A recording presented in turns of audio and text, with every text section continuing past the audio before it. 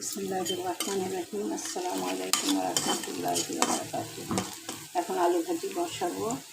এটা হলো শুকনো কাঁচামরিচ আর এটা হলো তেলের মধ্যে পেঁয়াজ, লবণ আর হলুদের গুঁড়া দিয়েছি। দুটো লাল শুকনো মরিচ অ্যাড করে দিলাম। আমাদের গ্যাসটা একদমই নেই।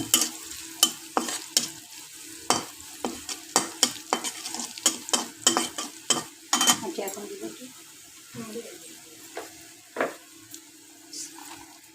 লাল আলু,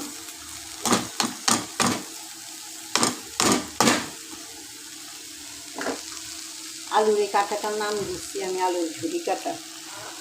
আলুর ঝুরি কাঁটা, ঝিরি ঝিরি কাঁটা, তো এই জন্য নাম দিচ্ছি ঝুরি কাঁটা। আমার মনে করেন একটু জিনিসও ফেলার কোনো ফুসফুস নেই।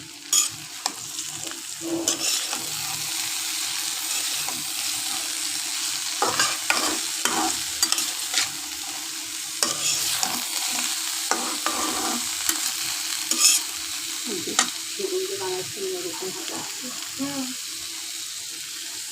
ওয়াটার দেন না, এমনি জাল নয়, পানি দিলে বলে যাবে।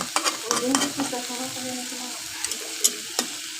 শিকলা সহজ সুন্দর, শিকলার মধ্যে ভিটামিন পাওয়া যায়। এখন ঢেকে দিব।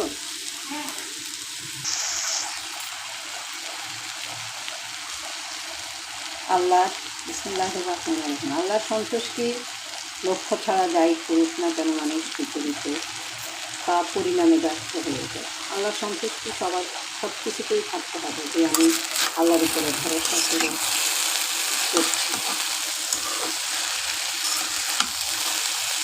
বীর উপাধি পাওয়ার জন্য, জ্ঞানী বলে স্বীকৃতি পাওয়ার উদ্দেশ্য, তারপরে জ্ঞান অর্জন, জ্ঞান বিতরণ, আল্লাহর সন্তুষ্টি ছাড়া কিছুই করা যাবে না। দাতা বলে পরিচিত হওয়ার জন্য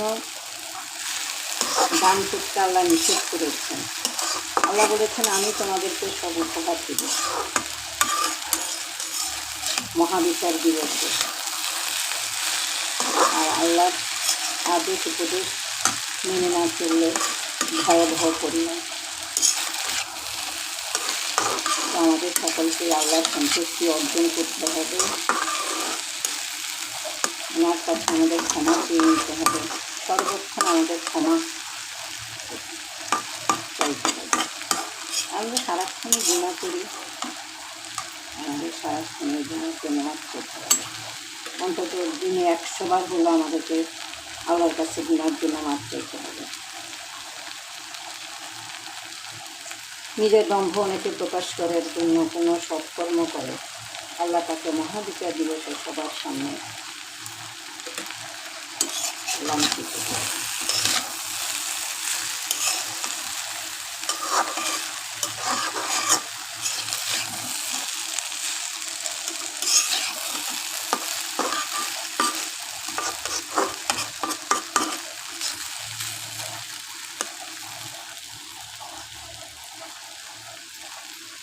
সুচিটা এখন ভাবিটা এখনো হয় নাই, আস্তে আস্তে করে হচ্ছে। আমি এটাকে ঢেকে দিয়ে রাখবো।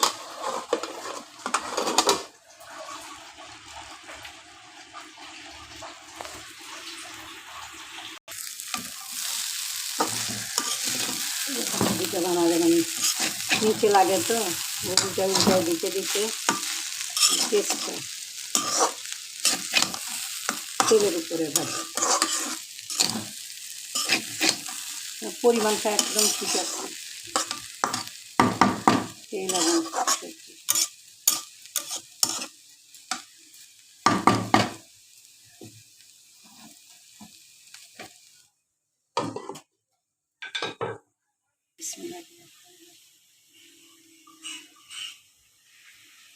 অনেক সুন্দর হয়েছে, সিদ্ধ হয়ে গিয়েছে। এখন উঠাই নি।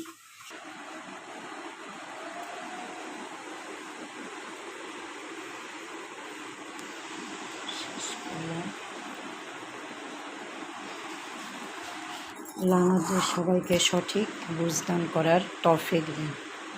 আমাদের সবাইকে সঠিক বুঝদান করার তৌফিক দেয়।